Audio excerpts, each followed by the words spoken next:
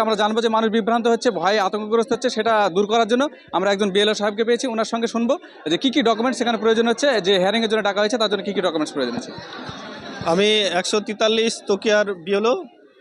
তো আমাকে ডাকা হয়েছে, আমার বুথে দেখা যাচ্ছে 28 জনকে হিয়ারিংয়ে ডাকা হয়েছে এবং এদেরকে ডাকার উদ্দেশ্য হচ্ছে এদের প্রত্যেকের নাকি দেখা যাচ্ছে ভোটারের পিতার সঙ্গে দেখা যাচ্ছে 6 জন করে দেখা যাচ্ছে প্রয়োজনী দিয়ে হিয়ারিং করেছে।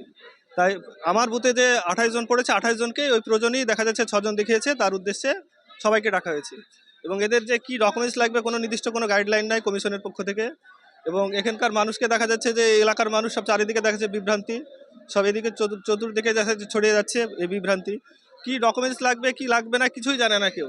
আমরা এখানকার যে দেখা যাচ্ছে বিডিও সাহেব আছে বা আমাদের যে আরও সাহেব আছে বা সুপারভাইজার আছে, তারাও দেখা যাচ্ছে সঠিকভাবে আমাদেরকে কোনো নির্দিষ্ট করে গাইডলাইন দিচ্ছে না। এবং কোনটা লাগবে যে এর জন্য যে কি কি ডকুমেন্টস লাগবে তারও কোনো নির্দিষ্ট গাইডলাইন নেই কমিশনের পক্ষ থেকে। তো আপনারা শুনলেন যে মানুষকে হিয়ারিংয়ে ডাকা হচ্ছে, কিন্তু সেখানে বিএলআরও এমনকি বিডিও অফিস থেকেও যারা প্রতিনিধি আছেন, আধিকারিক আছেন, তারাও এখন পর্যন্ত বলতে পারছেন না কোন ডকুমেন্টসে সাবমিট করলে সেটা সঠিক হবে, অ্যাকসেপ্টেড হবে, সেটা মানুষ বুঝতে পারছে না। জনগণ আছেন, ওনার সঙ্গে একটু কিছু শুনবো যে আপনারা কি সমস্যা এসেছেন। আমরা ওই যে গিন্নির নাম বাদ হয়েছে ওই জন্য এসছি।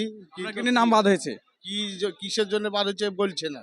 বলছে না কোনো তথ্য বা আপনার কোনো ডকুমেন্টস চেয়েছে না, কোনো রকমের চাইছে না। আপনারা শুনলেন যে কোনো ডকুমেন্টস এবং বিএলআরও বলতে পারছেন না এবং আধিকারিকরাও বলতে পারছেন না। আমরা